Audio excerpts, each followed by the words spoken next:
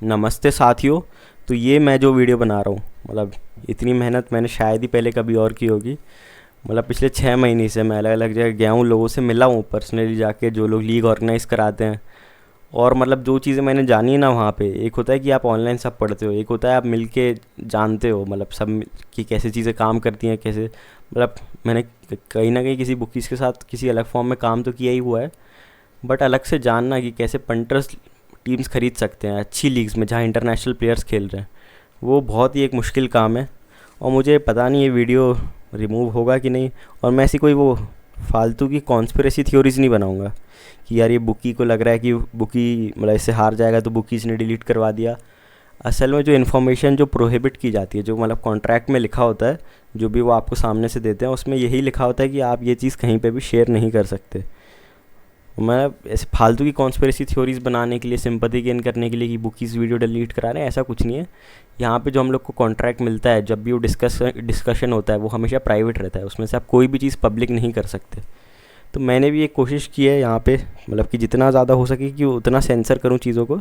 मतलब बाकी जो पूरा अनएडिटेड है वो तो टेलीग्राम पे आपको मैं कोशिश करूँगा शेयर करने की, शेयर कर ही दूँगा, क्योंकि टेलीग्राम पे कोई इशू तो नहीं आएगा मेरे हिसाब से।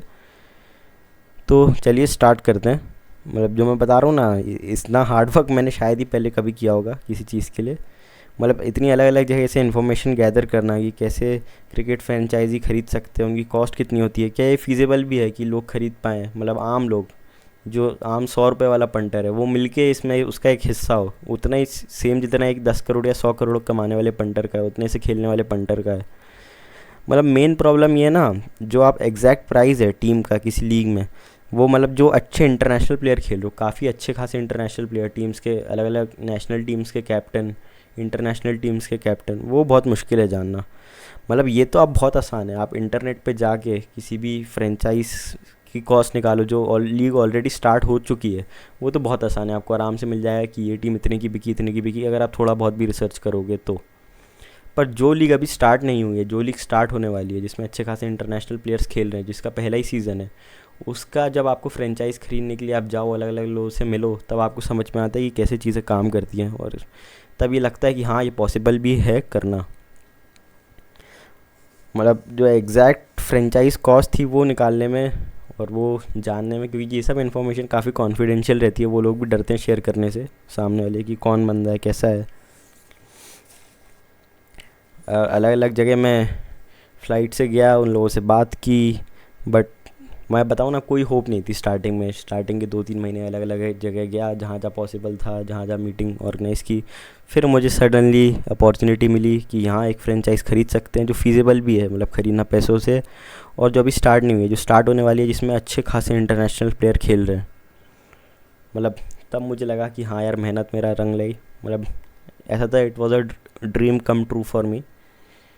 मतलब मैं बताना चाह रहा हूँ मैंने स्टार्ट क्यों किया। देखो, मैंने जो अलग अलग वेरियस जो लीग ओनर्स हैं ना, जो लोग लीग्स को ओन करते हैं, टीम को नहीं, जो लोग लीग्स को स्टार्ट करते हैं, मतलब जब मैं शॉक था जब उनने बताया ना, जो चीज़ें उनने मुझे बताई, तो चलिए मैं वो आपके साथ आगे शेयर करता हूँ वीडियो में। स्टार्ट करते हैं चलिए। तो सबसे पहले तो जैसे कि मैंने बताया कि मैंने यहाँ पे कॉन्फिडेंशियल चीज़ें शेयर की हैं, तो वो काफ़ी ट्रबल आ सकता है मुझे उसकी वजह से। मतलब जो फ्रेंचाइजी ओनरशिप डेक रहती है उसका पूरा मैंने वो शेयर किया है। मतलब मैंने बाकी चीज़ें तो हाइड करी हैं, पर इतना सब कुछ है कि जो भी मैं डालूंगा वो लोग समझ ही जाएंगे। मतलब 99.99% लोग समझ ही जाएंगे। तो जो कॉन्फिडेंशियल चीज़ें हैं वो, मतलब या तो वो आ जाएगा लीगल नोटिस। खैर, एक बार मन में ठान लिया किसी चीज़ के लिए, तो फिर उसके पीछे, मतलब उस वजह से फिर पीछे नहीं हट सकते किसी डर से कि हाँ ये मतलब लीगल नोटिस आ जाएगा या क्या होगा। मतलब जिनसे पर्सनल बात किया उनसे कई चीज़ें बिगड़ ना जाए, वो सब एक बार मतलब ठान लिया, फिर उसके बारे में क्या सोचना। मतलब और अगर आप सब कुछ ही जानना चाहते हो एकदम ट्रांसपेरेंट, जैसा जो मेरे को बताया था, वो सब मैं टेलीग्राम पे डाल दूंगा एकदम एग्जैक्ट, कुछ भी उसमें छुपाऊंगा नहीं। तो चलिए आगे बढ़ते हैं। तो जैसे कि आप लोग जानते हो, क्रिकेट की पॉपुलैरिटी कितनी बढ़ती जा रही है। मतलब इंडिया में खास, मतलब मेन जो पॉपुलैरिटी है वो एशियन सब कॉन्टिनेंट में ही है। इंडिया की पॉपुलेशन है 140 करोड़, और पाकिस्तान भी आई थिंक थर्ड या फोर्थ या फिफ्थ हाईएस्ट पॉपुलेटेड कंट्री है। मतलब 22-23-25 करोड़ लोग रहते हैं वहाँ पे। पहले पे इंडिया, दूसरे पे चाइना, तीसरे पे आई थिंक यूएसए है, चौथे पे आई थिंक इंडोनेशिया है, पाँचवें पे आई थिंक पाकिस्तान है, ऐसी कुछ है। हाँ, तो यहाँ पे एशिया में बहुत ज़्यादा पॉपुलर है। और मेन आपको पता है पॉपुलैरिटी बढ़ी कब से है? मेन पॉपुलैरिटी बढ़ी है after the introduction of IPL. जब से आईपीएल आया है, मतलब जो एक लीग क्रिकेट का क्रेज़ है वो इस लेवल पे बढ़ा है, क्या बताऊँ मैं आपको, मतलब सोच के बाहर है। और पर इसके साथ आई हैं काफ़ी सारी दिक्कतें। पहले तो क्या है, जब ये स्पोर्ट मतलब सिर्फ इंटरनेशनल लेवल पे खेले जाता था तब इतना वो कुछ नहीं था कि करप्शन होगा, क्योंकि हाँ एक प्राइड भी रहता है लोगों में, लोग अपने देश के साथ गद्दारी करने से डरते हैं या कुछ। मैं आपको एक चीज़ बता दूं, मैं इसमें ये तो अजम्पशन लेके ही नहीं चल रहा कि मैच फिक्सिंग हो रही है कहीं। मैं इसके साथ आप में शेयर भी करूँगा कि कौन कौन से बुकीज़ जो टीम्स को ओन करते थे। तो मैं इसमें ये नहीं बोलूँगा कि फिक्सिंग, पर हाँ जब ये डोमेस्टिक T20 लीग स्टार्ट हुई तो पहले तो क्या है, महीने में 5 मैच 4 मैच मिलते थे, पर इन लीग्स के बाद इतने सारे मैचेस आने लगे हैं। इसी वजह से बेटिंग जो सिंडिकेट होते हैं बुकीज़, उनकी इन पे नज़र पड़ी और वो काफ़ी कह सकते हो करप्शन में इन्वॉल्व हैं। जो आईसीसी तो मतलब आई थिंक सोती रहती है। तो चलिए मैं आगे बढ़ते हैं। देखो जैसे कि मैंने बताया, जब से आईपीएल आया तो हर कंट्री ने अपनी अपनी डोमेस्टिक लीग स्टार्ट कर दी। साउथ अफ्रीका ने साउथ अफ्रीका 20, पाकिस्तान ने पीएसएल, इधर वेस्ट इंडीज़ ने मतलब वेस्ट इंडीज़ की जितने भी मेंबर्स हैं कंट्रीज़, बारबाडोस गयाना, उनने सीपीएल स्टार्ट कर दी। हर कंट्री ने अपनी लीग स्टार्ट कर दी।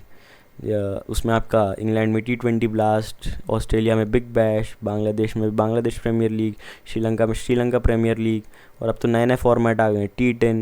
मतलब जैसे जैसे लोगों का अटेंशन स्पैन कम होते जा रहा है कि लोग पूरा 8 घंटे का मैच ओडीआई नहीं देख सकते, 10 घंटे का मैच, तो धीरे धीरे 90 मिनट के मैच आ रहे हैं T10 जैसे, जो बहुत पॉपुलर होते जा रहे हैं। तो यही मैंने बताया कि फ़ैन इंगेजमेंट बढ़ती गई। T20 मतलब एक तो काफ़ी फास्ट पेस्ड फॉर्मेट है तो लोग जाके देखते हैं। फिर है मतलब उसके साथ साथ एक्साइटिंग भी है, क्योंकि आपको ओडीआई में इतनी एक्साइटिंग सिचुएशंस देखने नहीं मिलेंगी जितनी T20 में देखने मिलेंगी, कि 40 बॉल में 70 रन चेस करने हैं या 120-130 रन डिफेंड हो गए। फिर है कमर्शियल सक्सेस, जिसके मैं बताया आईपीएल के सक्सेस के बाद जो बूम हुआ है T20 लीग्स का, वो तो आप लोग खुद देख ही रहे हो। हर हर हर दूसरे तीसरे महीने एक नई लीग शुरू हो जाती है। फिर उसमें आते भी हैं काफ़ी सारे इंटरनेशनल प्लेयर, अब जो एक पॉपुलैरिटी बढ़ाती हैं लीग की। जो भी पॉपुलर इंटरनेशनल प्लेयर्स हैं अगर वो किसी भी लीग में खेल रहे हैं, जैसे मान लो अपने आपके एबी डिविलियर्स काफ़ी पॉपुलर थे, या आज के टाइम पे मैक्सवेल पॉपुलर है, डेविड वार्नर पॉपुलर है, किसी भी लीग्स में खेलते हैं तो ऑब्वियसली उसकी पॉपुलैरिटी बढ़ती है उस लीग की। लोग इनका फैंडम ही इतना है कि उस लीग को देखते हैं कि हाँ ये हम लोग का फेवरेट प्लेयर खेल रहा है यहाँ पे। और सक्सेसफुल भी इतनी है जब ये इतनी स्पॉन्सरशिप्स ले पा रही हैं, और सक्सेसफुल अदर वे में भी है, पर मैं वो सब चीज़ें डिस्कस नहीं करना चाहता। एक्चुअल में देखा जाए तो काफ़ी इनसाइडर चीज़ें जानता हूँ मैं, पर वो चीज़ें डिस्कस करने का कोई फ़ायदा नहीं है, क्योंकि उसके लिए कोई प्रूफ नहीं है। और अगर मैं वो चीज़ें डिस्कस करता भी हूँ तो जिनके साथ मेरे रिलेशन है, व्यक्तिगत रिलेशन मेरे काफ़ी अच्छे हैं, उनके साथ मेरे रिलेशन ख़राब हो जाएंगे, तो वो पर्सनल चीज़ें शेयर करने का कोई फ़ायदा है नहीं यहाँ पे। हाँ, पर आप देख सकते हो सक्सेसफुल तो है ही, इतने सारे स्पॉन्सर्स हैं, इतना रेवेन्यू जनरेट कर रहे हैं, हर जगह उनका मीडिया में एडवर्टीज़मेंट हो रहा है। पर इसी के साथ आती हैं काफ़ी सारी दिक्कतें, वो हम लोग आगे बात करते हैं। अब मैं आपको बताता हूँ सबसे ख़तरनाक बात। बुकीज़ जो है ना, उनने उनका अगर आप देखो बुकीज़ जो कोई भी कुछ भी क्लेम कर ले, पर जो ऑनलाइन बुक्स हैं वही 2016 के बाद, 2016-17 के टाइम पे ऑनलाइन बुक का बिज़नेस एक तरीके से बूम किया आफ्टर डीमोनेटाइजेशन पे। तो क्या लोग अपने लोकल बुकी पे ही खेलते थे उससे पहले ज़्यादातर, तो उसकी वजह से आई काफ़ी सारी दिक्कतें। जब एक जगह सारी पावर सेंट्रलाइज्ड हो जाती है ना, आप लोग को जैसे कि मैं बताता हूँ कि बुकीज़ जो हैं वो आज के टाइम पे मतलब जितने भी मेजर बुकीज़ है सब एक ही बुक के अंडर का पार्ट है, जहाँ 90% क्राउड खेलता है। और वो लोग करते हैं काफ़ी सारी चीज़ें जो आप आम लोगों को पता है नहीं। आप लोग थोड़ी भी रिसर्च करोगे ना, बड़ी बड़ी लीग्स मतलब जहाँ बड़े बड़े ग्रुप्स पार्टनर हैं, जैसे ILT20, मैं क्या बताऊँ, मतलब आप लोग को यहाँ तो बताना सही नहीं रहेगा, पर आप लोग खुद से थोड़ी बहुत रिसर्च करना, आपको आसानी से दिख जाएगा कि बुकीज़ कितनी टीम ओन करते हैं। यहाँ मैं एग्जांपल भी दूंगा कि ये बुकीज़ ये टीम ओन करते थे, मतलब यहाँ पे वो लोग सीक्रेट तरीके से टीम को ओन करते हैं। और मैं आपको बता दूँ कि आप उनको किसी भी तरीके से बीट कर ही नहीं सकते। मतलब ये क्लियर करप्शन है। आईसीसी का जो एंटी करप्शन यूनिट है वो यहाँ ना नज़र रखता है, ना कोई चीज़ देखता है कि यार हो क्या रहा है, क्योंकि कोई भी प्लेयर कोई भी इंसान जिसके वेस्टेड इंटरेस्ट है कहीं पे भी, वो कुछ भी ओन नहीं कर सकता कहीं पे भी, पर यहाँ ये होता है।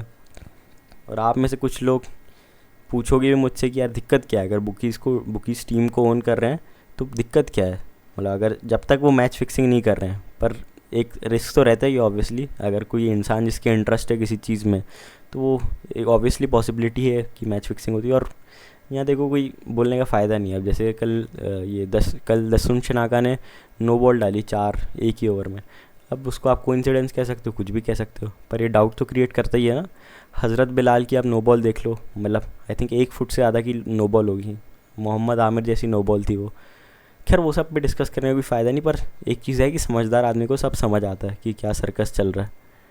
फिर है ये इलिसिट बेटिंग, कि यार वो सब मैनिपुलेट करते हैं बुकीज़ इन सब चीज़ों को।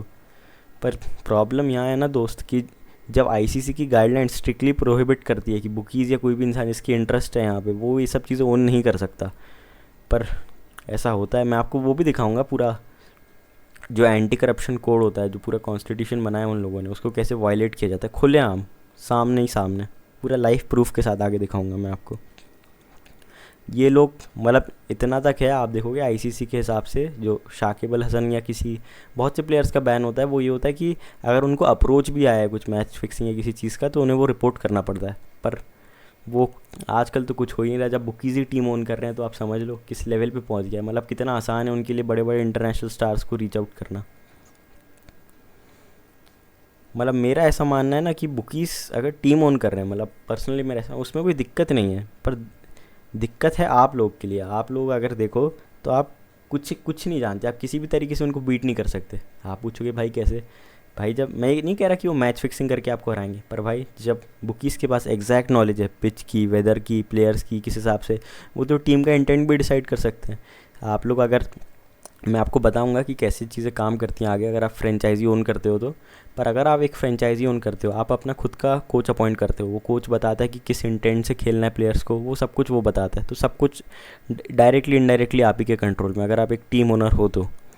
मतलब मैं तो ये बोल ही नहीं रहा कि बुकीज़ मैच फिक्सिंग में इन्वॉल्व होते हैं, पर तब भी मतलब उनके पास इतनी ज़्यादा एज है ना, इतनी इन्फॉर्मेशन के साथ, वो आप उनको कभी बीट नहीं कर सकते। जब उनके पास इतनी इनसाइडर इन्फॉर्मेशन है, टीम का इंटेंट पता है, उसको आप कभी हरा नहीं सकते।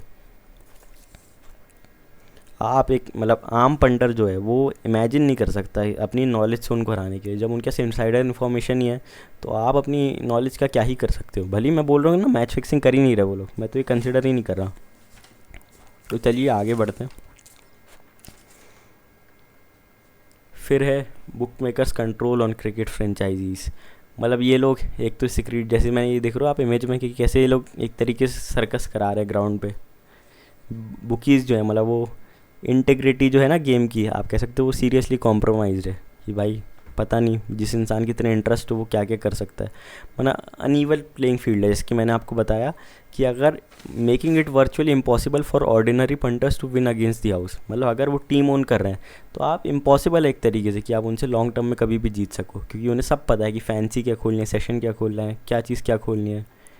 मतलब जो कॉन्फ्लिक्ट ऑफ इंटरेस्ट है कि यहाँ पे बुकीज़ टीम को ओन कर रहे हैं, जहाँ पे आईसीसी का एंटी करप्शन हो रहा है, या जो उस कंट्री का भी बोर्ड है वो भी सोते रहता है। मतलब फाइनेंशियल गेन है उनके लिए, बुकीज़ के लिए, मतलब कुछ भी आउटकम हो, क्योंकि उनके पास इन्फॉर्मेशन ही इतनी है। फिर ये जो इनसाइडियस कंट्रोल है ना बुकीज़ का, ये फाइनेंशियल मैनिपुलेशन से भी आगे जाता है। मतलब जो फेयर प्ले और एथिकल स्टैंडर्ड्स है जिसके ऊपर क्रिकेट बना है, कोई भी स्पोर्ट बना है, वो उसको सीरियसली कॉम्प्रोमाइज़ करता है। मतलब ये लैक ऑफ ट्रस्ट क्रिएट करता है। और क्रिकेट है मतलब जो कॉम्पिटिटिवनेस क्रिकेट में किसी और भी स्पोर्ट में होती है, वो ख़त्म हो जाती है। कि जब आपको पता चले कि हाँ यार कुछ ना कुछ तो गड़बड़ हो सकती है, कि जब ऐसे ऐसे लोग टीम्स को ओन कर रहे हैं। फिर चलते हम लोग आगे। जैसे कि मैंने बताया, अगर वो मैच फिक्सिंग नहीं कर रहे हैं, इनसाइडर नॉलेज भी उनके पास, तो उनके पास अनफेयर एडवांटेज है। उनको ऑलरेडी टीम की स्ट्रैटेजी पता है, वो चाहे तो खुद टीम की स्ट्रैटेजी बना सकते हैं। मैं आपको आगे बताऊंगा कि कैसे प्रोसेस काम करता है। जो भी लीग का ओनर है, टीम का ओनर है, वो खुद अपना हेड कोच अपॉइंट करता है। हेड कोच टीम को स्ट्रैटेजी बताता है, तो उस हिसाब से वही सेशन खोलेंगे, वही खुद खोलेंगे। और वो चाहे तो खुद भी पर्सनल फंडिंग करके जीत सकते हैं, पर वो खैर उतना वॉल्यूम ही नहीं रहता। तो टीम स्ट्रैटेजी उनको पता ही है, पिच कंडीशंस पता ही है। आप में से कौन है पंटर जिसके पास टीम है? जो हर एक पंटर जो 100 रुपये से खेलता है, उसको भी पता हो कि यार ये पिच ऐसी है। 1 करोड़ 10 करोड़ से खेलने वाले को भी पता हो कि यार ये पिच ऐसी है। तो यही सिस्टम बनाने की कोशिश है मेरी। उस पर हम लोग आगे बात करेंगे कि कैसे कर सकते हैं, सब दिखाऊंगा मैं। इनके पास इतनी अनफेयर एडवांटेज है बुकीज़ के पास, कि आप किसी भी तरीके से उनको बीट नहीं कर सकते। मतलब रेयर केस में आप लॉन्ग टर्म में उनको कभी भी चैलेंज कर पाओगे, इतनी उनके पास इन्फॉर्मेशन के टीम के ओनर्स ही वही हैं, डायरेक्ट ओनर्स हैं, मेजॉरिटी स्टेक उनके पास है। बाकी कोई साइड पार्टनर ले लेंगे किसी बड़े ग्रुप को, पर मेजॉरिटी स्टेक तो वही रखेंगे। तो चलिए आगे बढ़ते हैं। फिर मैं बोलूँगा आईसीसी एंटी करप्शन के बारे में। भाई ये सोच ही रहता है, मतलब कभी एक्शन नहीं लेंगे। मतलब जो भी लीग्स में आपको क्लियर दिखेगा, कल मतलब जो अभी हज़रत बिलाल की नो बॉल आई है दसुंच नागा की, उस पर कोई रिएक्शन नहीं आएगा। मतलब जो एक बार कहते हो ना, एक बार समझदार आदमी को भी समझ में आती है कोई चीज़ें कि सामने दिख रहा है कि क्या सर्कस चल रहा है, कोई इनएक्शन नहीं है। मतलब बुकीज टीम खरीद रहे हैं, कोई रेगुलेशन नहीं है, कोई कुछ नहीं, जबकि वो डायरेक्ट उनको मना किया जाता है। आईसीसी वार्न करता है बोर्ड्स को कि आप ऐसा नहीं कर सकते, पर आईसीसी एक्शन भी नहीं लेता है, कुछ नहीं करता है। इसके लिए रोबस्ट मैकेनिज़्म चाहिए, पर वो खैर होने नहीं वाला है। तो इसको कंपटीशन देने के लिए अगर पंटर्स की टीम हो तो पंटर्स के पास भी तो नॉलेज हो कि भाई पिच कैसी है। मैं इस बार मैच फिक्सिंग की बात ही नहीं करूँगा बिल्कुल, कि मैं ना ये टॉलरेट करूँगा कि अगर हम लोग की कोई टीम है तो वहाँ मैच फिक्सिंग हो, कोई हम लोग का ही बंदा मैच फिक्सिंग करे। ये होने नहीं वाला बिल्कुल भी। तो चलिए आगे बढ़ते हैं। अब मैं आपको बताऊंगा एग्जांपल्स। मतलब यहाँ पे जो मैं एग्जांपल्स दूंगा जो लाइव, जो एकदम प्रूवन है, और जो बड़े बड़े सेलिब्रिटीज़ हैं कि कैसे वो बुकीज़ हैं और वो टीम ओन करते हैं। मतलब ये शायद ही कोई आपको बताएगा, पर इसमें मैं पूरा बताऊंगा कि ये बुकीज़ जो भी न्यूज़ आर्टिकल्स है, रेप्यूटेड जो भी न्यूज़ आर्टिकल्स है, उधर से मैं आपको पढ़ के बताऊंगा कि ये बुकीज़ हैं, उसके बाद भी ये टीम ओन करते हैं, इनके बाद भी उन्हें बैन नहीं किया जाता है। मतलब बेटिंग सिंडिकेट्स उनको मतलब कोई वो ही नहीं है, डर ही नहीं है डायरेक्ट, अगर मैं भाषा में बोलूँ तो चलिए मैं अब आपको एग्जांपल ले चलता हूँ डायरेक्ट। आई नो कि ये बहुत ज़्यादा कंट्रोवर्शियल होने वाला है, पर इसमें मैं सब कुछ प्रूफ के साथ दिखाने वाला हूँ। तो ये आप देख सकते हो, ये है पराग सांघवी। आप में से मेजॉरिटी लोग तो जानते ही होंगे, मतलब जिनको नहीं पता ये प्रोड्यूसर है बहुत बड़े। मतलब ये आई थिंक, हाँ, इन्हें अमिताभ बच्चन के लिए भी काफ़ी सारी मूवीज़ प्रोड्यूस किए हैं, और भी बहुत सारी पॉपुलर मूवीज़ प्रोड्यूस किए, वो आप जाके खुद रिसर्च कर सकते हो। ये आप देख सकते हो, एक आपको केस याद होगा सोनू जलान का, जो सोनू जलान और अरबाज खान का बेटिंग केस निकल के आया था, या और भी बहुत सारे केस हैं। आप सोनू जलान, अभी तो खैर वो फेक टिपर बन के आ जाते हैं सोनू जलान के नाम से, पर खैर एक आप ही समझ लो, एक कहते हैं कि क्लोज एट था डी कंपनी का, या मेंबर था। अब वो सब पे मैं नहीं जाऊँगा कि मेंबर था कि इंडिविजुअल बुकी था, पर वो केस आपको पता है सोनू जलान का, वो मैच फिक्सिंग केस भी आए थे उसमें काफ़ी सारे, कि उसने काफ़ी डोमेस्टिक लीग्स में मैच फिक्स करे थे, और वो तो खुद ही बोलता है कि वो एक काफ़ी बड़ा बुकी है, और उस टाइम भी बहुत बड़ा बुकी था। और सलमान खान का भाई अरबाज खान, उसने भी पुलिस के सामने कन्फेस किया था कि वो करोड़ों रुपए हारा था सोनू जलान के पास। अभी आप देख सकते हो हिंदुस्तान टाइम्स का आर्टिकल है, बॉलीवुड प्रोड्यूसर, मतलब ये पुराना है काफ़ी, ये है 2018 का, यहाँ आप क्लियरली देख सकते हो। सांघवी जो था, मतलब पुलिस ने खुद बोला, पुलिस सोर्सेज ने, कि वो सोनू जलान का पार्टनर था बुकी में, और ख़ुद काफ़ी सारे उसमें वो करता था। तो यहाँ से आपको क्लियरली पता चलता है कि काफ़ी बड़ा बॉलीवुड प्रोड्यूसर जो कि एक बुकी है। और भी बहुत सारे केसेस आए हैं पराग सांघवी के, वो मैं आपको खैर कुछ पर्सनल चीज़ें भी जानता हूँ, वो मैं रिवील नहीं करूँगा, जो सब इंटरनेट पे अवेलेबल हो, काफ़ी रेप्यूटेड वेबसाइट्स हैं, वहाँ पे मैं आपको दिखाऊंगा बता करके। ये आपने देख लिया, पराग सांघवी एक बुकी है, ये 2018 में ही पता था लोगों को, ठीक है।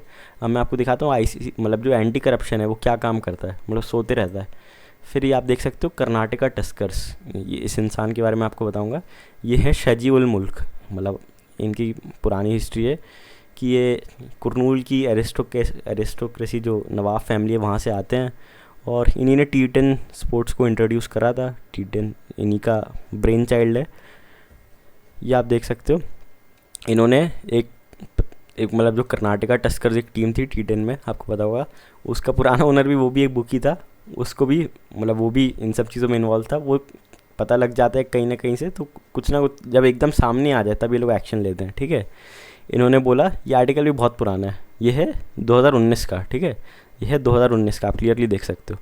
फिर यहाँ पे वो जो पुराना ओनर है, जो खुद एक बुकी था, मतलब कर्नाटका टस्कर्स का पुराना ओनर खुद एक बुकी था, उस पर भी मैच फिक्सिंग के एलिगेशंस थे। फिर उसके बाद उसको हटा के, क्योंकि ये इन्होंने बोला कि ज़ीरो टॉलरेंस पॉलिसी, मतलब the ex owner was under some investigation, we have zero tolerance policy, तो we will not tolerate that. तो ये नया ओनर लाते हैं, ये है कृष्ण चौधरी, ये भी एक मूवी प्रोड्यूसर है, खैर ये इतने पॉपुलर नहीं है, पर ये भी एक मूवी प्रोड्यूसर है। ये लाते हैं 2019 में, ठीक है। ये भी दोस्ती हैं, दोनों पार्टनर है, जो पिछले उसमें पराग सांघवी और ये कृष्ण चौधरी। ये कर्नाटक टस्कर्स के लिए एक नया ओनर लेके आते हैं, ठीक है। बिजनेसमैन है और प्रोड्यूसर है। फिर चलते हैं हम लोग आगे।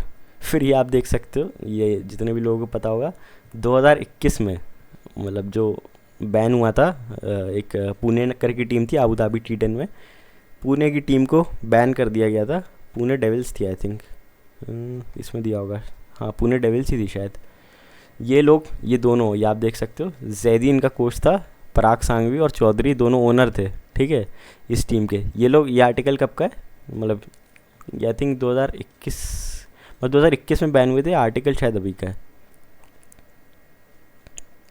फिर आप देख सकते हो ये लोग पराग सांघवी एंड कृष्ण कुमार चौधरी, मतलब ये कर्नाटका टस्कर्स का ओनर तो बनाया ही इन्हें, फिर इनको बनाया पुणे डेविल्स का ओनर। मतलब मैं क्या बताऊँ, इतनी ज़्यादा करप्शन चलती है सामने ही। आईसीसी मतलब जब सब सो जाते तब एक्शन लेती है। फिर ये 2021 आबू धाबी के चार्जेस हैं। पराग सांघवी और कृष्ण कुमार चौधरी ये दोनों ओनर थे, अशरजादी बैटिंग कोच था इनका। ये आप देख सकते हो, इन्होंने वेरियस जो ईसीबी के एंटी करप्शन कोड है उनके साथ छेड़छाड़ की। मतलब ऑब्वियसली आपको पता है ये मैच फिक्सिंग की बात है। और मतलब जैदी को तो बैन कर दिया, मतलब आई थिंक ये काफ़ी फॉर्मेट खेला भी है। और सांघवी और चौधरी को दोनों के लिए मतलब सिर्फ 2-2 साल का बैन लगा कि ये इसके लिए बैटिंग के और मैच फिक्सिंग के लिए जो एलिगेशंस थे उसके ऊपर इन्होंने, मतलब ये आप देख सकते हो, एंटी करप्शन कोड को वायलेट किया ईसीबी के। और ये सारे आर्टिकल्स इन पे लगे कि इनने ये पॉइंट्स वायलेट करे। ये मैंने आपके सामने सब दिखा दिया। ये आप देख सकते हो आईसीसी की ऑफिशियल वेबसाइट है। मतलब मैं कहीं इधर उधर से नहीं उठा रहा हूँ, जो कुछ है सब सामने से, मतलब जो रेप्यूटेड है, हिंदुस्तान टाइम्स, आईसीसी, वहीं से चीज़ें उठा रहा हूँ। ये आईसीसी की ऑफिशियल वेबसाइट है। यहाँ पे आप देख सकते हो ऐसा हुआ इनके साथ। फिर ये दोनों क्रिकेट के लिए मतलब कुछ टाइम के लिए बैन हो गए, जो कि कोई भी बड़ा एक्शन नहीं है। अब मैं आ गए ये Emirates cricket board, UAE cricket board, जहाँ पे आबू धाबी T10 इसी से सैंक्शन हुई है। इसके जो एंटी करप्शन कोड है उस पर आते हैं हम लोग, जो इन लोगों ने आर्टिकल्स वायलेट करे। अभी मैं आपके सामने ही खोला था, ये आप देख सकते हो। बैटिंग कोच का तो छोड़ो, ये दोनों ओनर्स के ही दिखते हैं। ये आपको ऑलरेडी एक चीज़ तो बता दूं, मैंने जो आर्टिकल्स दिखाया जो इस पर, वो सोनू जलान वाले केस के, वो भी पुराने थे। और कृष्ण कुमार चौधरी पे भी कर्नाटका टस्कर्स, जो एक बुकी बैन हुआ तो दूसरे बुकी को टीम दे दी, फिर वो टीम हटा के फिर दूसरी टीम दे दी। मतलब इस खुले लेवल पे करप्शन होता है। मैं आपको दिखाता हूँ, ये ईसीबी की ऑफिशियल वेबसाइट से मैंने डाउनलोड करा है करप्शन कोड। यहाँ पे आप देख सकते हो, यहाँ पे इन लोगों ने जो वायलेट करा था, ओनर्स पे ले चलता हूँ मैं आपको। आर्टिकल 2.2.1 और 2.4.6।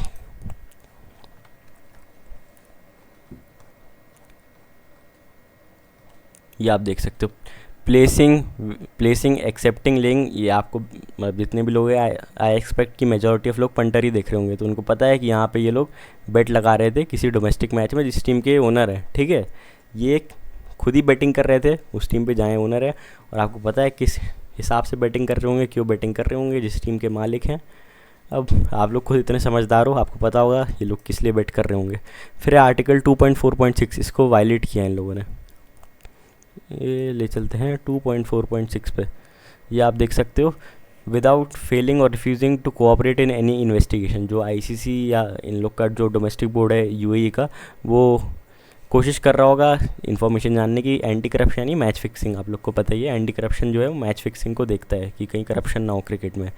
उसके लिए ये लोग ये कोऑपरेट करने से मना करता है। पराग सांघवी आपको पता ही है, बहुत बड़ा प्रोड्यूसर है बॉलीवुड फिल्म्स का। फिर है कृष्ण कुमार चौधरी, ये कर्नाटका टस्कर्स का ओनर था पहले, मतलब वो टीम भी, ये भी पुराना ही आर्टिकल है, इनको सब पता है कि ये बुकीज़ हैं, फिर भी सामने 2021 का है ये, 2021 में पता चला है इन्हें। 2021 तक ये लोग खुलेआम करप्शन करते हैं। इस पे आर्टिकल्स वायलेट किए ने 2.4.5 और 2.4.6। 2.4.6 तो वही है, और 2.4.5 पे ले चलता हूँ मैं आपको। ये आप देख सकते हो, डेजिग्नेटेड फुल, मतलब इसमें उन्होंने यही है कि अप्रोचेज़ या इन्वेस्ट, मतलब इनको अप्रोच किया गया हो या कहीं से ऑफ़र आया हो फिक्सिंग का, वो सब आपको पता ही है कि मतलब कैसे होती हैं चीज़ें। ना इन्होंने, मतलब जो मैंने बताया ना स्टार्टिंग में, आई थिंक मैंने वीडियो के बताया था कि टीम ओनर्स या प्लेयर्स कहीं पे भी उनको कुछ ऑफ़र आता है करप्शन या कुछ का, तो उनको डिस्क्लोज़ करना पड़ता है, वो भी ये नहीं करते हैं। मतलब समझदार आदमी को मैंने बताया ना, सब समझ आता है कि ये दोनों प्रोड्यूसर हैं, दोनों जानते भी हैं, दोनों बुकीज़ हैं, क्लियर सामने आपको पता चल रहा है, और ये लोग टीम ओन करते हैं। खैर ये तो, अब मैं आपको और एग्जांपल दिखाता हूँ। ये तो मैंने 2 एग्जांपल दिखा, एक और एग्जांपल दिखाता हूँ मैं आपको। अब अब ये एग्ज़ाम्पल है, ये आप देख सकते हो दीपक अग्रवाल। जो लोग भी पुराने हैं उनको पता होगा शाकिब अल हसन का मैच फिक्सिंग केस, मतलब मैच फिक्सिंग सॉरी केस नहीं, जो उनको अप्रोच आए थे जिस पे शाकिब अल हसन को जिसकी वजह से बैन हो गया था, मतलब शाकिब अल हसन इंटरनेशनल क्रिकेट से बैन हो गए थे, जिनको पता हो। और ये काफ़ी पुरानी बात है। और ये एक बुकी है तो सबको पता है, दीपक अग्रवाल। आप लोग जितने भी लोगों ने उस केस को फॉलो किया होगा, ये बुकी ने अप्रोच किया था शाकिब अल हसन को, और इसी की वजह से शाकिब अल हसन को बैन हुआ था। और एक जिम्बाब्वे के कोच थे आई थिंक उस टाइम पे, वो उनको भी बैन हुआ था। और भी काफ़ी सारे लोग इनके चक्कर में बैन हुए थे। ये भी एक बुकी है। और ये आप देख सकते हो, ये भी एक टीम ओन करते थे। और Deepak Agarwal one of the owners of Sindhi franchise in 2018 टी10 लीग। ये भी वही आबू धाबी टी10 लीग है। ये भी एक क्लियर बुकी है, आपको भी पता है, सबको पता है कि खुद एक्सेप्ट कर रखा है कि आईसीसी की खुद रिपोर्ट है यार इस पर, कि Agarwal was charge for dealing in investigation. मतलब यही मैच फिक्सिंग आपको सबको पता है, एंटी करप्शन। खुद एक टीम ओन करते थे, ये आप देख सकते हो। 2017-18 में शाकिब अल हसन को जो मैच फिक्सिंग के अप्रोचेस किए गए थे, जिसकी वजह से शाकिब अल हसन बैन हो गए थे। और फिर उसके बाद बांग्लादेश प्रीमियर लीग में भी, फिर उसके बाद श्रीलंका, जिम्बाब्वे और भी बहुत सारे, और सनराइजर्स हैदराबाद में एक प्लेयर से इनसाइडर इन्फॉर्मेशन लगे थे, आपको पता है ये बुकी है। ये एक और एग्जांपल है। मैं बता रहा हूँ ना, समझदार आदमी को सब समझ आता है। अब जैसे अभी टी10 लीग चल रही है, वहाँ आप लोग देख रहे हो कैसी कैसी चीज़ें हो रही हैं। अब मैं आपको कुछ चीज़ दिखाता हूँ, मतलब जो मैं बोल रहा हूँ ना वो आपको समझ आएगा। ये है, अभी आपने देखा होगा कि हज़रत बिलाल, ये भी अभी, मतलब ये तो जो बुक का प्रमोशन हो रहा है वो तो स्पॉन्सर है, पर जो टीम ओनर्स है वो भी मेजॉरिटी ऑफ देम बुकी है। वो आप खुद रिसर्च कर सकते हो। अगर मैं थोड़ी बहुत भी एक्स्ट्रा चीज़ें बताऊँगा तो ऑब्वियसली वीडियो टेक डाउन करा देंगे वो लोग। यहाँ आप देख सकते हो, ये है 1 फुट की नो बॉल। कितनी बड़ी नो बॉल है ये, मतलब मोहम्मद आमिर से, मतलब आई थिंक मोहम्मद आमिर जितनी या उसके बराबर की नो बॉल है ये। और लोग हंसते हैं, मतलब यहाँ इनके कैप्टन डुप्लेसिस हंस रहे थे और भी सब लोग हंस रहे थे ये नो बॉल। और लोग, मतलब क्लियर समझ में आ रहा था हर किसी को यार। अब अगर थोड़ा बहुत मार्जिन से मिस हो या कुछ हो तो एक समझ में आता है। ठीक है चलो, आप लोग मानते हो कि हाँ ये भी गलती हो गई, फिर देखते हैं। और ये आप देख सकते हो दशविन शनाका है, श्रीलंका टीम के मतलब फॉर्मर कैप्टन। ये देख सकते हो एक ओवर में कितनी नो बॉल डालते हैं, आपके सामने ही है। यहाँ पे देख तो चौका, नो बॉल, एक नो बॉल, फिर नो बॉल, मतलब फुलर लेंथ, फिर ये इनको पड़ता है चौका छक्का, फिर ये विकेट लेते हैं। पर फिर बाद में देखा जाता है, ये समझदार आदमी को मैंने बताया ना, सब समझ में आता है। फिर नो बॉल, विकेट लेते हैं, फिर नो बॉल, फिर उनको लगता है कि हाँ लोगों को लगेगा रुकेंगे रुकेंगे, फिर चौका और नो बॉल। मतलब यहाँ पे इतनी इतनी नो बॉल डालते हैं कि नॉर्मल आदमी को सब समझ आ जाता है यार, जो समझदार है ना, कि यार क्या काम चल रहा है, क्या चल रहा है। और ये होता क्या है, क्योंकि बुकीज़ कहीं ना कहीं इन्वॉल्व हैं, और सबको पता है यार बुकीज़ इतनी टीम ओन करते हैं ना, मैं क्या बताऊँ आपको। और ये होता क्यों है, आप लोग सोच रहे हो कि यार इन पे कोई इन्वेस्टिगेशन क्यों नहीं होती जब ये सामने सामने सब दिख रहा है। अब मैं आपको बताता हूँ मेन रीज़न। ये तो खैर एक लीग का है जो आपको मैंने बताया, जो ये है ऑफिशियल यूएई क्रिकेट बोर्ड की वेबसाइट। यहाँ आप देख सकते हो एक ही इंडियन मेंबर है, ये है शजीउल मुल्क, और यही चलाते हैं टी10 लीग। मतलब इतने इंटरेस्ट हैं लोगों के यहाँ पे, तो आप सोच सकते हो कि बैन हो भी सकती है कोई लीग। इतने इतने केसेस आए मैच फिक्सिंग के आबू धाबी टी10 में, या इनकी और भी टी10 चलती है, जिम्बाब्वे में एफ्रो पे भी केसेस चल रहे हैं, पर कोई एक्शन नहीं होता। और मतलब मल्टी बिलियनर है ये, और इंडियन ओरिजिन के ही हैं। आंध्र प्रदेश में एक जगह है कुरनूल, वहाँ के नवाब की फैमिली से बिलोंग करते हैं। और भी काफ़ी सारे इनके बिजनेसेस हैं। और यहाँ पे जब इन बड़े लोगों का हाथ है तो कुछ होता नहीं है। यही मैं आपको दिखाना चाहता था कि इतनी सारी, तो मैंने आपको एग्जांपल दिया, आप खुद अपनी रिसर्च करोगे आपको और मिल जाएगा। ये तो मैंने आपको 3-4 बस एग्जांपल दिए। तो चलिए अब हम लोग आगे बढ़ते हैं। तो जैसे कि आपने देखा, मैंने आपको दिखाया है कि बुकीज़ जो ये तो पुराने हैं। अब तो जब आपको मैंने बताया ना पहले कि अब जो ऑनलाइन बुकीज़ का राइज़ हुआ है, जो एक सेंट्रलाइज सिस्टम आ गए। पहले तो क्या था, हर गली में बुकी था एक, जहाँ लोकल लेन देन होता था। तो ऐसा नहीं था कि एक बुकी के पास काफ़ी ज़्यादा पैसा आ गया या कुछ बुकीज़ के पास काफ़ी ज़्यादा पैसा आ गया जिससे वो टीम खरीद पाए। तो ये सिर्फ पुरानी चीज़ें दिखाई मैंने। पर जब से ये ऑनलाइन बेटिंग बढ़ी है, तो जो बुकीज़ है, मैं क्या बताऊँ, इतना पैसा है उनके पास, इतना पैसा है, मतलब हर जगह वो, मैं आपको बोलूँगा, आप में से काफ़ी लोग बिलीव नहीं करोगे, पर जितनी भी फ्रेंचाइजीज़ है ना, सबसे बड़ी लीग की बात कर रहा हूँ मैं यहाँ। आप आईपीएल में जाना, उनके 1-1.5-2% शेयर, मतलब आपको पता है ये सबसे आई थिंक 1-2 बिलियन डॉलर की, मतलब ये सिर्फ दिखाते हैं वैल्यूएशन की। मुंबई इंडियंस $1 बिलियन की वो है फ्रेंचाइज। अब इस इसमें बुकीज़ 1-1, 2-2% ओन करते हैं। आप जाना, आप उसका ओनरशिप स्ट्रक्चर देखना, आपको दिखेगा कोई बंदा 2% ओन करता है, कोई 2.4% कोई कंपनी ओन करती है। उस कंपनी के डायरेक्टर्स में जाओगे तो आपको पता चलेगा यार ये तो बुकी है, ये तो बुकी है। इतनी बड़ी लीग्स में इनकी जान पहचान है, छोटी लीग्स में तो डायरेक्ट टीम ओन करते हैं। मतलब इनका ऐसा भी नहीं है कि कुछ इधर उधर हो। आप देखते हो काफ़ी टिपर टॉस कराने भी चले जाते हैं वो जिनसे उन बुक की डील है। मतलब इस लेवल पे चीज़ें चल रही हैं जो सोच के बाहर है। ये तो मैंने आपको सिर्फ पुरानी चीज़ें बताई, ये इतनी सीक्रेटिव है ना, पर थोड़ा बहुत भी कोई देखेगा तो उसको समझ में आ जाएगा। मतलब जितने भी ओनर्स है या तो बुकीज़ से उनका लिंक होगा किसी ना किसी तरीके से। मतलब 99% चांस तो ये है कि वो बुकीज़ ही ओन करते हैं, वो अपना कोई बंदा बैठा के। और मैं आपको खुद से बता रहा हूँ, मैंने इनके साथ इतना क्लोजली काम किया, 90% जितनी भी टीम्स है ना वो बुकीज़ ओन करते हैं किसी ना किसी फॉर्म में। मतलब 90% में भी आप मान सकते हो कि 60-70% तो कम्प्लीटली ओन करते हैं कि 100%। 20-30% में किसी में 5% 10% का स्टेक रखते हैं, जिससे उन कुछ ना कुछ इन्वॉल्वमेंट उनका रहता ही है। मतलब ये सब तो ऑब्वियस सी बात है, वो जान ही सकते हैं पिच कैसी है, प्लेयर कौन कौन से खेलेंगे, टीम का इंटेंट कैसा है। कोच वो अपॉइंट करते हैं, बैटिंग कोच जो गाइड करता है, स्ट्रैटेजी वो बनाते हैं, सब कुछ उनके हाथ में है, सब कुछ। मतलब इतना मुश्किल है, अगर आप यहाँ पे कंपटीशन लेना चाहो बुकीज से, आप नॉलेज से बहुत कम चांस है कि आप उन्हें बीट कर पाओ। मतलब हाँ, अगर आपको दिखता है कहीं लूप होल है मार्केट में, कहीं इनएफिशिएंसी है, उसका फ़ायदा उठा के आप बीट कर सकते हो। पर हाँ, अगर आप उस लेवल पे कम्पीट करना चाहते हो जहाँ आपको एक फेयर एज मिले बुकी के साथ कि यार जितना बुकी को पता है मुझे भी उतना पता है, तो उसके लिए ज़रूरी ये है कि जो 100 रुपये से खेलता है और जो 10 करोड़ से खेलता है, दोनों के पास सेम इन्फॉर्मेशन हो। ऐसा ना हो जो 10 करोड़ वाला है उसको सब मिल जाए, वो बैठ के टीम चलाए। तो चलिए आगे बढ़ते हैं। जैसे मैंने बताया, अगर आप इंडिविजुअल पंटर और आप लेना चाहते हो, सबसे पहले तो हाई एंट्री कॉस्ट। मतलब आपको भी पता है कि टीम ऐसा तो है नहीं 1 लाख रुपए 10 लाख रुपए में मिल जाती है। पर हाँ, फिजिबल है। अगर लोग सामूहिक प्रयास करें, लोग समझने की कोशिश करें, तो ये एक बहुत आसान तरीका है। मतलब इंडिविजुअली तो कोई ले नहीं सकता, इसलिए मैंने बताया हाई एंट्री कॉस्ट है। मतलब इतना पैसा तो होगा नहीं किसी के पास कि कोई ले ले। फिर वो ले भी लेगा तो उससे बाकी लोग का क्या फ़ायदा, वो तो अपनी मन मर्जी चलाएगा वहाँ पे। फिर लिमिटेड रिसोर्सेज कि इंडिविजुअल अगर कोई इन्वेस्टर है वो लेना चाहे तो वो मैनेज कैसे करेगा, उसके पास ना इतना एक्सपीरियंस है, ना वो इतना स्टाफ अपॉइंट कर पाएगा। कि मतलब सोच के बाहर है लोग। ऐसा है ना कि एक एक मतलब बॉक्स के अंदर ही सोच पाते हैं, आउट ऑफ द बॉक्स सोचना बहुत ही कम लोगों के अंदर वो क्षमता होती है कि हाँ कुछ नई चीज़ सोच पाएँ। मतलब आप चाहो तो आप टिप देके तो 1-2 दिन में किसी की ज़िंदगी, पर आप बड़े स्केल पे अगर लोगों की ज़िंदगी सुधारना चाहते हो, आप कुछ बड़ा बड़ा प्रयास करना चाहते हो कि हाँ लोगों की लाइफ मैसिवली इम्पैक्ट हो, आप टिप पास करा दोगे वो खुद खेल के आ जाएगा। पर लोगों को खुद अगर नॉलेज मिले, लोगों को खुद अगर पता चले कि हाँ यार ऐसी चीज़ें हैं, तो वो खुद करके जीत सकता है। फिर यही कि रिस्क मैनेजमेंट अगर कोई एक इंसान लेता है, तो अगर वो टीम नहीं चलती या कुछ इधर उधर होती हैं चीज़ें, तो वो सब कुछ उसका मतलब ख़राब हो जाएगा। तो चलिए अब चलते हैं आगे। जैसे कि मैंने बताया, मैं अलग अलग जगह गया। मतलब मैंने बताया इतनी इतनी जगह मैं मीटिंग की, इतनी इतनी जगह बात की, मैं क्या बताऊँ पिछले 6 महीने में कि यार कुछ तो हिंट मिले, कुछ तो समझ में आया। अलग इंडिया में अलग की कोई, पर अच्छी कोई ली नहीं। में जो भी मिली या तो वो बहुत ही डोमेस्टिक थी कि एकदम ही लोकल टैलेंट खेल रहा है। पर जहाँ इंटरनेशनल हो और जो अभी स्टार्ट नहीं हो, वो मेरे को मिली श्रीलंका में। जिसकी मैं यहाँ लीग का मैं नाम तो नहीं बताऊँगा, पर आप लोग आराम से समझ जाओगे। फिर मैं उसमें मतलब काफ़ी सारे इंटरनेशनल प्लेयर्स खेल रहे थे और मुझे लगा कि ये फिजिबल है। मैं इसमें कॉस्ट मैं वीडियो में तो डिस्क्लोज़ करूँगा और बाकी समझदार लोग तो समझ ही जाएंगे। और टेलीग्राम पे मैं पूरा मतलब जो अनसेंसर्ड वर्जन है वो डाल दूँगा।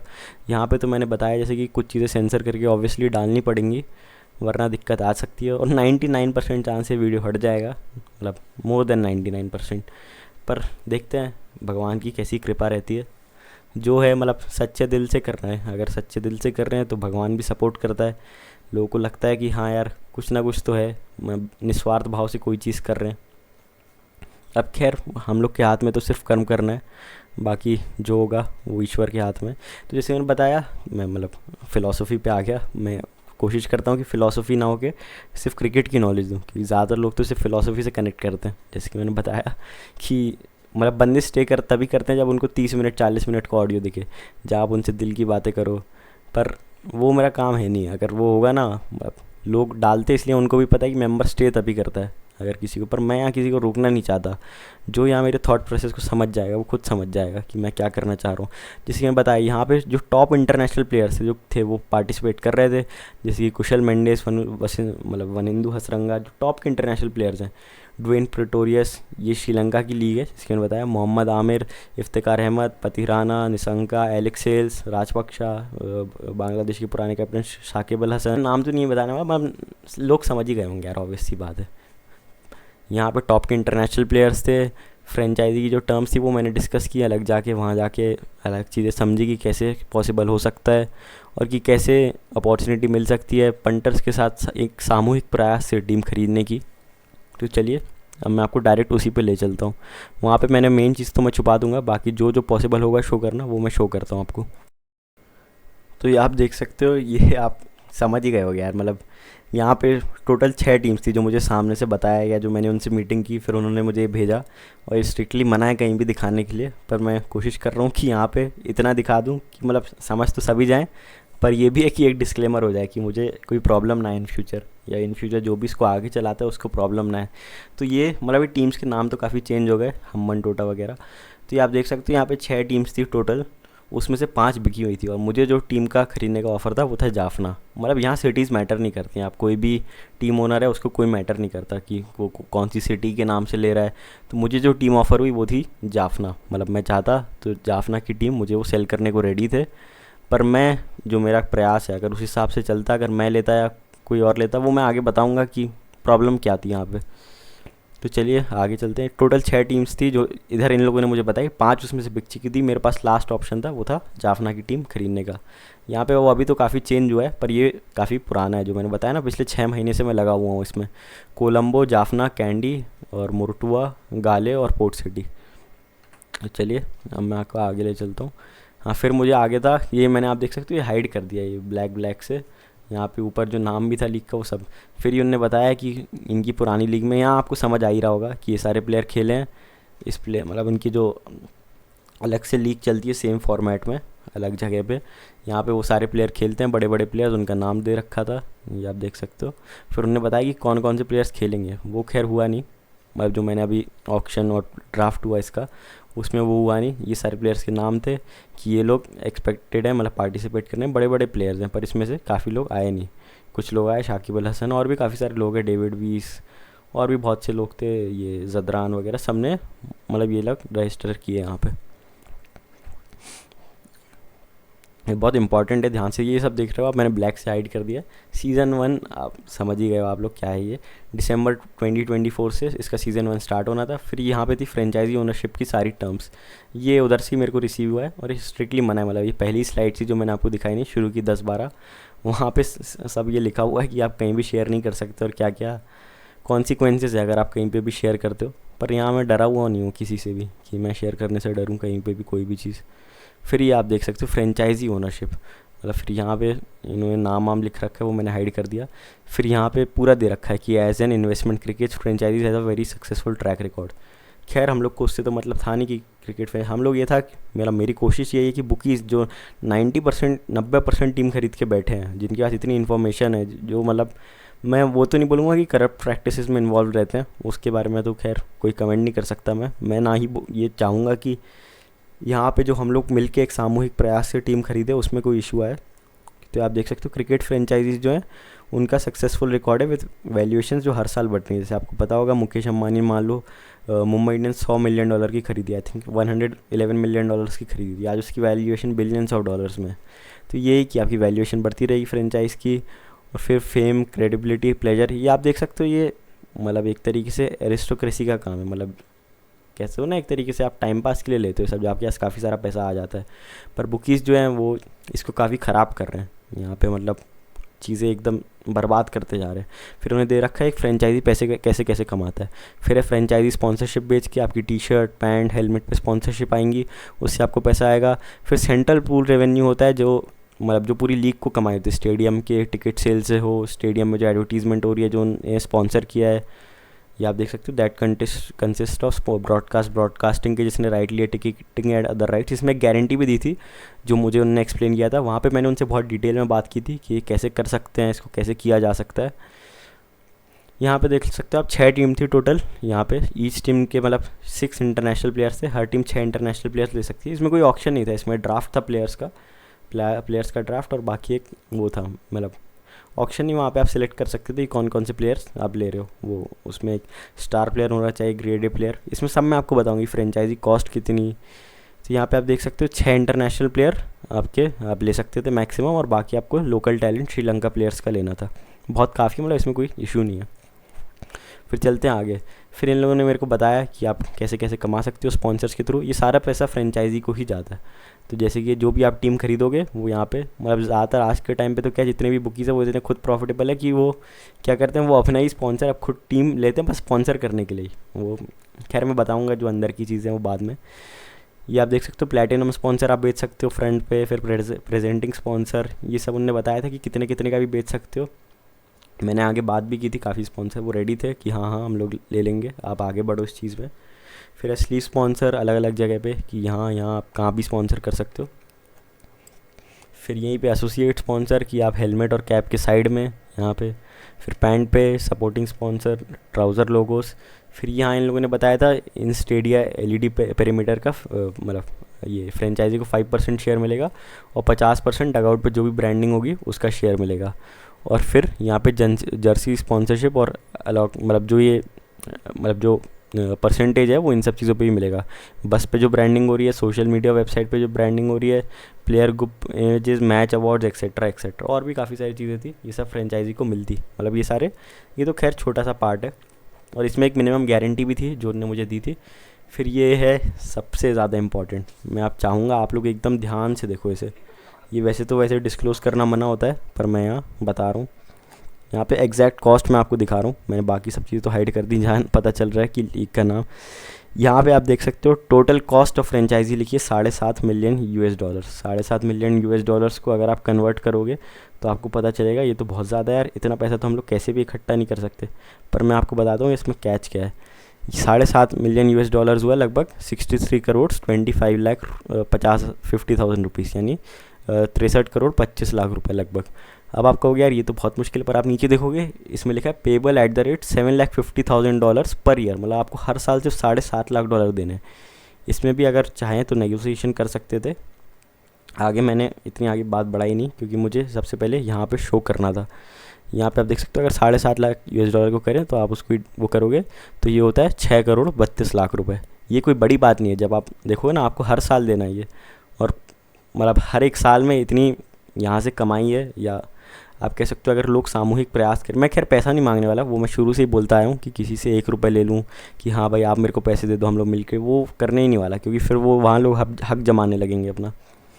फिर आप देख सकते हो 6 करोड़ 32 लाख रुपए अगर आप दोगे तो आपको टीम मिल जाएगी। फिर है बाकी सारी कॉस्ट, इसमें सब कॉस्ट इन्वॉल्व होती है, ये भी उनने थोड़ा बढ़ा के ही दे रखा है जो मेरी उनसे बात हुई। जितने भी आप इंटरनेशनल के टॉप प्लेयर साइन करोगे और लोकल प्लेयर साइन करोगे, आने जाने की टिकटिंग जितना भी खर्चा है उस इस सब 5.5 में इनने मिसलेनियस मान लिया कि आप प्लेयर्स को इतने इतने पैसे दोगे, इतने इतने वो दोगे, तो इसको भी आप कन्वर्ट कर लोगे तो $5.5 लाख अगर आप कन्वर्ट कर दो,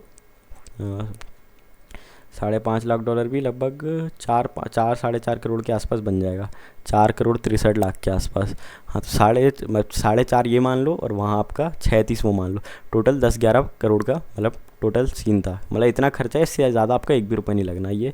अब उन लोगों ने मेरे को बोला कि हम लोग आपको एक गारंटी देंगे, जैसे कि मैंने बताया एक सेंट्रल पूल रेवेन्यू होता है जो टिकट सेल्स और जो ब्रॉडकास्टिंग राइट्स लेते हैं, उसमें इनने मुझे एक मिनिमम गारंटी दी, वो थी $3,75,000 की। यहाँ पे आप देख सकते हो 50% of the franchise acquisition cost, मतलब फ्रेंचाइजी एक्विजिशन कॉस्ट कितनी है $7.5 लाख, तो इसका $3,75,000 तो मिनिमम मिलेंगे ही। मतलब अगर वो ज़्यादा आता है, मतलब मान लो टोटल इनकी वो हो जाती है, वो तो मतलब मिनिमम है $3,75,000, मतलब $3,75,000 तो मिनिमम है ही कि इतना तो आपको मिल के ही रहेगा, मतलब ये उनकी तरफ से कॉन्ट्रैक्ट में लिखा हुआ होता। फिर है जर्सी कमर्शियल राइट्स, मतलब ये जितने भी जर्सी पे आप मैंने आपको दिखाया आप स्पॉन्सरशिप ले सकते हो, उसके भी काफ़ी अच्छे पैसे मिलते हैं। कोई भी ब्रांड का आप लेना चाहो तो वहाँ पे आप स्पॉन्सर ले सकते हो, वो लोग आपको पे करते हैं उसके बदले। जैसे कि आपने देखा होगा IPL टीम्स में RCB के ऊपर किसी का लगा रहता है, किसी के ऊपर लगा रहता है, किसी का ड्रीम 11 का लगा रहता है, कोई न्यूज़ चैनल का लगा रहता है, कोई सीमेंट की कंपनी का। तो वो स्पॉन्सरशिप का था कि आप जर्सी की कमर्शियल राइट से जो भी पैसा आएगा वो आपका होगा। मिनिमम गारंटी थी $3,75,000 की। फिर इन लोगों ने बताया कि सेंट्रल पूल का रेवेन्यू स्प्लिट कैसे होगा, मतलब $3,75,000 तो फिक्स है कि वो मिलना ही मिलना है। फिर इन्होंने लिखा है कि पहले जो शुरू के 5 साल होंगे जब भी आप टीम ओन करोगे वो है 70-30 split in favour of franchise, यानी 70% जो है वो फ्रेंचाइजीज़ को मिलेगा, 30% जो लीग करा रहे हैं उनको मिलेगा, और वो इक्वली डिवाइड होगा फ्रेंचाइजीज़ के बदले। फिर इन्होंने लिखा है अगले शुरू के 5 साल, फिर ये अगले 5 साल यानी 5 से 10 साल जो है। फिर वो होगा 60-40, मतलब 60 फ्रेंचाइजीज़ को और 40 जो आगे लीग है। फिर है 40-60, फिर यहाँ पे 40% इक्वली फ्रेंचाइजीज़ को और 60% लीग को। मतलब हम लोग भी बेसिक कैलकुलेशन ही लेके चलेंगे, जो उन्होंने बोला कि 375 तो हम लोग को मिलेगा ही, $375,000। हम लोग के टोटल लग रहे थे $750,000 प्लस $550,000। ये आप रुपीज़ में कर सकते हो, कोई दिक्कत नहीं है। 1.3 मिलियन, 1.3 मिलियन में आपको 375 की तो गारंटी मिल ही रही है। फिर उसके बाद आपको जर्सी की कमर्शियल राइट्स मिल रही हैं, वो भी आप मान सकते हो 1 लाख या $2 लाख तो आपको आराम से कमा के दे ही सकती है। तो ये पड़ता है टोटल $7 लाख के आसपास। 7 लाख से भी आई थिंक कम ही हो जाएगा, क्योंकि आप अलग अलग जगह से और भी कहीं वो तरीके आते हैं। आप अपनी मतलब मर्चेंडाइज लॉन्च कर सकते हो, उस जिस भी टीम को आप ओन करते हो उससे और पैसा आएगा, और भी काफ़ी हज़ारों तरीके कमाने के। तो ये आपको पता चला कि पूरा बिज़नेस कैसे काम करता है। और ये कोई छोटी मोटी लीग नहीं है। मैं चाहता ना तो कोई भी पुरानी लीग का डेटा उठा के ला सकता था। मैं हर जगह तो गई था, उन लोगों ने सबने मुझे दिखाया, सबने मुझे चीज़ें भेजी। मैं चाहता तो वो उठा के दिखा सकता था, पर मैं ऐसी लीग दिखाना चाहता जहाँ अच्छे खासे इंटरनेशनल प्लेयर्स खेल रहे हो, और जहाँ मतलब अच्छे खासे इंटरनेशनल प्लेयर्स तो खेल ही रहे हो, साथ में जो अभी स्टार्ट होने वाला हो तो आपको पता चले। और उधर अंदर की जो बात है उसमें भी काफ़ी सारे बुकीज़ थे जो इन टीम्स को ओन करते थे। उनसे भी खैर मुलाकात हुई मेरी, पर ज़्यादा मैं उनसे इन्वॉल्वमेंट पे मैं सच बताऊँ तो रहा नहीं, क्योंकि अगर उनको पता चलता कि इस चीज़ के लिए आ रहे हैं तो ऑब्वियसली वहाँ थोड़ा माहौल ख़राब हो सकता था। फिर तो अब आप में से काफ़ी लोगों का यही डाउट होगा कि भाई $7 लाख भी तो बहुत होते हैं, हम लोग ये पैसा अरेंज कहाँ से करेंगे। मतलब मेजॉरिटी ऑफ लोग तो ये सोच रहे होंगे कि भाई $7 लाख भी बहुत होते हैं। $7 लाख हुए लगभग 6 करोड़ रुपए। अब आप लोग कहोगे यार 6 करोड़ रुपए हम लोग अरेंज कहाँ से करेंगे। तो एकदम आपकी बात सही है। अब मतलब मैंने ये काम शुरू करने से पहले मतलब बहुत से लोगों से बात की थी। मतलब जब मैंने अपने टेलीग्राम चैनल पे डाला कि मैं ऐसा कर रहा हूँ, तो काफ़ी लोगों के पास मेरे पास पर्सनल मैसेज भी आए कि भैया हम लोग पैसा देना चाहते हैं, हमसे आप 50 लाख ले लो, 1 करोड़ ले लो, ये ले लो, उतना ले लो, कि मतलब हम लोग मिलके आपकी मदद करना चाहते हैं कि आप इस प्रयास को आगे लेके जाओ। ऐसा मेरे पास काफ़ी लोगों ने ऑफ़र दिया, पर वो मैंने लिया नहीं, क्योंकि मैं चाहता नहीं था कि ऐसा हो। जैसे कि मैंने यहाँ लिखा है, अगर कलेक्टिव इन्वेस्टमेंट अगर मैं लेता हूँ लोगों से, या मतलब कुछ लोग ही दे पाएंगे वो, कि कुछ लोग 50 लाख दें, 100, कुछ लोग 1 करोड़, फिर वो लोग क्या है, मैंने जो बताया ना आगे मैं समझाऊंगा इसके बारे में कि इसमें दिक्कत क्या है। मतलब मैं ये कभी नहीं करूँगा, मैंने जैसे ही बोला 1 रुपये आप लोग से नहीं लूँगा, कि आप लोगों से पैसा लेके, क्योंकि आप ही लोग टीम, मैं तो यहाँ से चले जाने वाला हूँ, ऐसा तो है नहीं, मेरे नाम टीम रहेगी। आप में से जो जो इसको आगे लेके जाएगा, जिसको लोग पसंद करेंगे, वो सबसे काबिल आदमी जो होगा वो इसको आगे लेके जाएगा। तो इसके लिए इसका मैंने आइडिया डिसाइड किया है कि कैसे कर सकते हैं। क्योंकि हाँ, आपकी बात एकदम सही है कि ये मुश्किल होगा, पर देखो दोस्त, अगर आपको बड़ी मतलब लोगों की लाइफ में अगर एक मैसिव इम्पैक्ट लाना है तो मुश्किल काम ही करना पड़ेगा। आसान काम तो यही है कि आप कुछ भी टिप देते रहो या कुछ भी काम करते रहो, तो वो हाँ ठीक है, उसमें शॉर्ट टर्म में बेनिफिट हो सकता है लोगों का, पर लॉन्ग टर्म में कभी बेनिफिट नहीं होगा। तो यही मैं फेयरर गेम, मैंने जैसे कि लिखा है ना, बुकीज़ के पास इतनी एज है, उनके पास इतना एडवांटेज है, आपके पास क्या है, आपके पास कुछ नहीं है। इसलिए मैं दिखाना चाहता हूँ कि आप बुक मेकर का जो इन्फ्लुएंस है गेम में, वो उसको आप मैच तो करो, कम से कम मैच नहीं, कोशिश तो करो टक्कर देने की कम से कम। वो कैसे होगा, वो ऐसे ही होगा जब वो लोग 90% बड़ी बड़ी लीग्स में तो खैर हम लोग पहुँच ही नहीं सकते, पर इसको अगर देखते हैं, अगर एक छोटे लेवल पे भी सक्सेसफुल होता है। वो लंका वाली लीग तो मैंने खैर नाम तो ले ही दिया। हाँ, लंका में जो लीग हो रही है उसको मैं ये नहीं चाहता, मैंने वो अपॉर्चुनिटी ली नहीं। मैं चाहता तो पहले भी डाल सकता था, पहले भी कर सकता था, आगे ऐसी बहुत अपॉर्चुनिटी आएंगी। पर सबसे ज़्यादा ज़रूरत क्या है, सबसे ज़्यादा ज़रूरत है अवेयरनेस की, कि लोग सही में अपनी ज़िंदगी बदलना चाहते हैं कि नहीं, या हम में से कुछ ही लोग सिर्फ अपना टाइम बर्बाद कर रहे हैं कि हाँ लोगों की ज़िंदगी को सुधारें। पर अगर लोग सही में बदलना चाहते हैं तो उसके लिए सबसे ज़्यादा ज़रूरी है कि लोगों को पता चले यार कि हाँ यार ऐसा भी कर सकते हैं, ऐसा होना चाहिए। आप अपने खुद रिसर्च करो, आपको पता चलेगा बुकीज़ कितनी टीम खरीद के बैठे हैं, हद से ज़्यादा। आप लोग खुद ही देखते होगे कितने मैच में फिक्सिंग समझ में आती है, आंखों के सामने समझ में आती है। अब ये सारी चीज़ें हैं, इसलिए मैंने आपको बताया। मैं बताता हूँ कि लोगों से पैसा लेने में क्या दिक्कत है। जैसे कि मैं लिखा है चैलेंजेस विद लिमिटेड फंडिंग।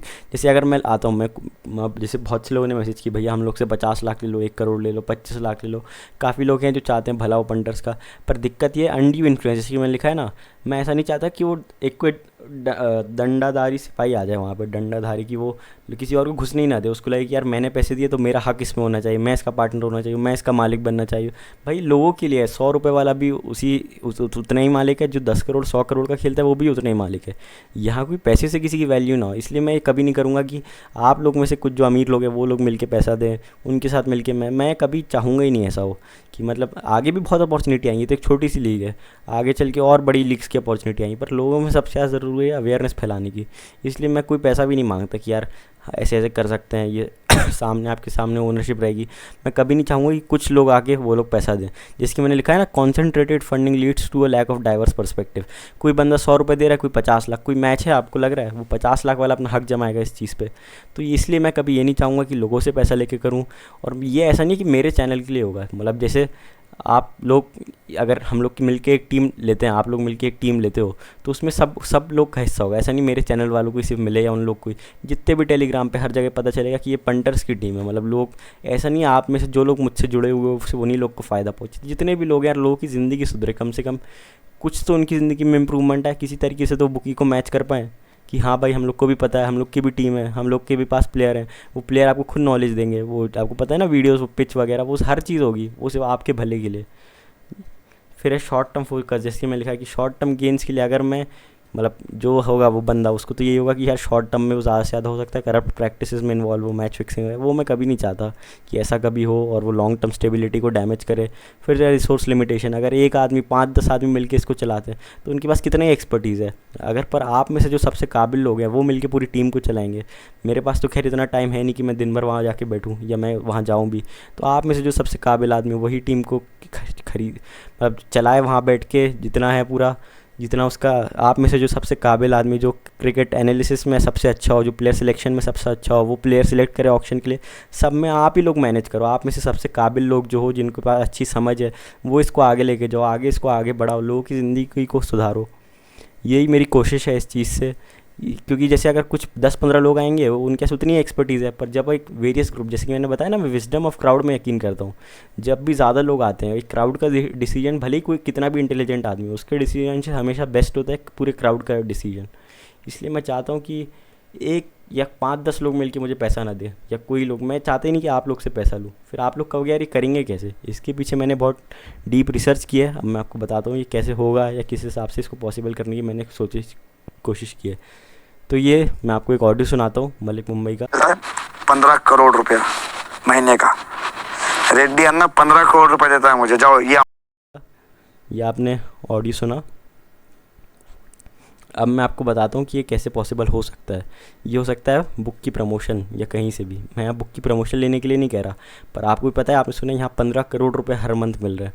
ये प्रयास अगर आगे लेके जाते हैं हम लोग, हो सकता है हम लोग कोई बुक की डील में, उसमें कोई गलत बात नहीं है कि जब तक आप लोगों का कोई वो इंटरेस्ट नहीं है, वो उस बुक की डील से या कोई भी जो भी पैसा आ रहा है वहाँ पे, मैंने जो अपने कॉन्स्टिट्यूशन में भी लिखा है, आप में से मेजॉरिटी लोग ने तो देखा भी नहीं होगा कॉन्स्टिट्यूशन वाला वीडियो, कि कैसे हम लोग लीगल करके पंटर्स की ज़िंदगी को सुधारना चाहते हैं। तो वो जहाँ से भी जो भी पैसा है बुक प्रमोशन से, वो सारा यहाँ लगाया जाए, जिससे लोगों की ज़िंदगी में कुछ तो इम्प्रूवमेंट आए। और वो ऐसा नहीं होगा सिर्फ मेरे चैनल या इस प्रयास से जो लोग जुड़े उनके लिए हो, जितने भी टेलीग्राम पे पंटर्स है सबके लिए हो, सब उसका फ़ायदा उठा पाएँ। ऐसा ना हो कि यार सिर्फ यहीं के कुछ लोग फ़ायदा, चुनिंदा लोग फ़ायदा उठा पा रहे हैं। यहाँ पे ऐसे चैनल को 15 करोड़ रुपए अगर कोई दे रहा है मंथली, तो हम लोग को भी कुछ पैसा तो मिल ही सकता है। हम लोग को एक ही बार तो लेना है, फिर इसको किसी भी अलग फॉर्म में भी आगे ले जा सकते हैं, बड़ी बड़ी लीग्स में किया जा सकता है ये। अब कुछ प्रॉब्लम्स भी आएंगी, वो भी मैंने देख रखी हैं, जो मुझे समझ आता है, जो मैं उनसे डिस्कस भी की कि क्या प्रॉब्लम्स आ सकती हैं। पहले तो हम लोग फिर बात करते हैं कि कलेक्टिव इन्वेस्टमेंट की पावर। इसमें बताया ना, विजडम ऑफ क्राउड। अगर आप सब लोग मिल के ये सब चीज़ करते हो, कलेक्टिव इन्वेस्टमेंट आपके पैसे की नहीं, कलेक्टिव इन्वेस्टमेंट आपके एफर्ट की, कि आप लोग कितना एफर्ट डालना चाहते हो यहाँ पे, कितने लोगों तक ये प्रयास को आगे ले जाना चाहते हो, आप लोगों की ज़िंदगी सही में सुधारना चाहते हो कि नहीं, लोगों की ज़िंदगी से भी ज़्यादा खुद की ज़िंदगी सुधारना चाहते हो कि नहीं, खुद एज अ पंडर बुकी के पास से एज अपने तरफ लेके आना चाहते हो कि नहीं। अब ये आप पे डिपेंड करता है। इसलिए मैंने बताया collective investment allows individual investors to pool their resources का मतलब ये नहीं कि सिर्फ मनी हो, रिसोर्सेज का मतलब आपकी मेहनत भी हो सकती है, और भी हज़ारों तरीके की एक्सपर्टीज़ है। जैसे कि मैंने बताया क्रिकेट एनालिसिस में कोई एक्सपर्ट है, कोई प्लेयर को एनालाइज करने में एक्सपर्ट है, पिच का कोई एक्सपर्ट है। ये सारे एक्सपर्ट आए, अपने रिसोर्सेज हैं ये, इन सब उनकी स्किल नॉलेज इस सब को इम्प्लीमेंट करके लोगों की मदद करे, कम से कम उनके पास पहुँचे। तो ये सब ऐसे ऐसे इंटरनेशनल प्लेयर्स आप लोग तक पहुँचें। अब मैं यहाँ बात करूँगा पूलिंग रिसोर्स जैसे हमने लिखा है कलेक्टिव एफर्ट, सामूहिक प्रयास। जैसे भी जो भी डाइवर्स ग्रुप ऑफ इंडिविजुअल्स हैं, वो लोग अगर अलग अलग बैकग्राउंड, अलग अलग चीज़ में जिनकी एक्सपर्टीज़ है, जैसे मैंने लिखा है with varied financial background and expertise, अलग अलग चीज़ों में एक्सपर्टीज़ है किसी की किसी चीज़ में, इनमें से जो भी सबसे काबिल आदमी हैं वो आगे निकल के आए हैं, वो टीम को चलाएं। मतलब मैं यहाँ, मैं तो, मेरे पास इतना टाइम नहीं कि मैं वहाँ जाके देखूँ, सब कुछ मैनेज करूँ। आप में से जो लोग सबसे काबिल लोग हो वो वहाँ जाके टीम को चलाएं, उनको उसका मैनेजमेंट देके प्लेयर्स को सिलेक्ट करें, सब चीज़ें समझें, और जो साधारण पंटर है उस तक इन्फॉर्मेशन पहुँचे। मैं यहाँ बिल्कुल नहीं चाहूँगा कि मैच फिक्सिंग या कुछ हो, ये 1000 बार रिपीट कर रहा हूँ। इसके लिए मैंने आगे मैंने बताया वो इसी के बारे में, कि कैसे हम लोग इसको टैकल कर सकते हैं। आप लोग बताओ कि पिच कैसी है, जितने भी प्लेयर्स हैं उनसे उनकी थिंकिंग डालो, बैटिंग कोच का वो डालो, सब वीडियोस लोगों तक पहुँचे। तो आम पंटर तक, बुकीज़ के पास तो सब कुछ है, पर पंटर के पास क्या है? पंटर के पास तो कुछ नहीं है ना। यही चाहता हूँ कि उन तक भी तो कुछ पहुँचे यार, उनकी ज़िंदगी तो सुधरे। ये लोग छुपके से 95% टीम्स ओन करते हैं, एक टीम तो हो पंटर की। अब भले ही वो यहाँ ना हो, ये अपॉर्चुनिटी भले ही मैंने छोड़ दी, पर आगे भी तो हज़ारों अपॉर्चुनिटी आएंगी। ज़रूरत यही कि लोगों तक ये चीज़ पहुँचे।